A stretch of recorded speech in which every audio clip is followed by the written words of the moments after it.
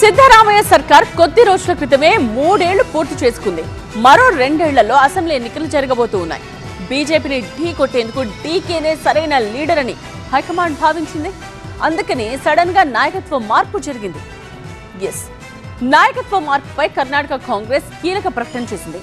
అప్పుడు ఇప్పుడు ఎప్పుడు ఐక్యతే మన బలం, ప్రజలకు సేవ చేయడమే మా నిబద్ధత అంటూ ట్వీట్ చేసింది.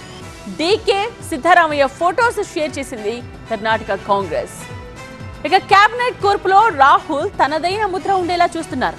అన్ని వర్గాలకు ఓటు బ్యాంకు ప్రాధాన్యత లభించేలా జాగ్రత్తలు తీసుకుంటున్నారు. అండ్ డీకే కేబినెట్ లో ఎక్కువగా యూత్ కు ప్రాధాన్యత ఉంటుందని కరాఖండిగా చెప్తున్నారు. అంతేకాకుండా ఎస్సీ, ఓబీసీ, మైనార్టీలకు కూడా తగిన స్థానాన్ని కల్పించబోతున్నారు. ఇక సిద్ధరామయ్య కేబినెట్ లో 35 మంది మంత్రులు ఉన్నారు. అందులో 25 మందిని తప్పిస్తారని ప్రచారం జరుగుతోంది. అండ్ హైకమాండ్ ఇద్దరికి డీకే కేబినెట్ లో డిప్యూటీ సీఎం పదవులు ఇచ్చేందుకు రెడీగా ఉంది. ఒక ఎస్సీ సీఎం తో పాటు మైనార్టీ వర్గానికి డిప్యూటీ సీఎం పదవులు ఇస్తారని ప్రచారం జరుగుతోంది.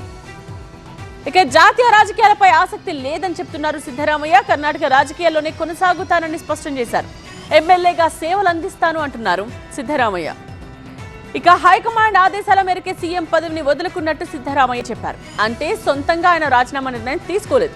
వాస్తవానికి 5 ఏళ్ల పాటు తానే సీఎంగా ఉంటానని చాలాసార్లు చెప్పారు కూడా. కానీ హైకమాండ్ ఒత్తిడితో పదవికి రాజీనామా చేయాల్సి వచ్చింది. మరి రాజ్యసభ సీట్ పై ఆసక్తి లేదని చెప్తున్నారు సిద్ధరామయ్య. మరి హైకమాండ్ ఈ పదవిని తీసుకోవాలని ఒప్పిస్తుందా లేదా అన్నది వేచి చూడాలి. అండ్ కేంద్రంలో కాంగ్రెస్ అధికారంలో లేదు, పెద్ద ప్రభావం లేని పదవి అక్కర్లేదని ఆయన భావన. సో సీఎం పదవి పోయినప్పటికీ రాష్ట్ర రాజకీయాల్లో చక్రం తిప్పాలనేదే సిద్ధరామయ్య ప్లాన్. మరేం జరుగుతుందో చూడాలి.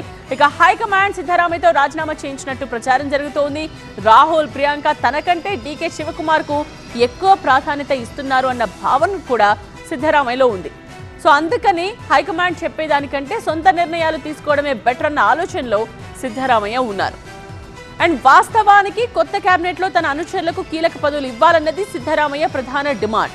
అందుకనే రాజీనామా చేసిన తరువాత ఢిల్లీకి వెళ్లారు. ఇక ఇప్పటికీ కూడా మెజారిటీ ఎమ్మెల్యేలు తన వైపే ఉన్నారని సిద్ధరామయ్య హైకమాండ్ కు స్పష్టం చేస్తున్నారు. సీఎం పదవి లేనప్పటికీ కింగ్ మేకర్లా చక్రం తిప్పాలి అన్నది సిద్ధరామయ్య ప్లాన్.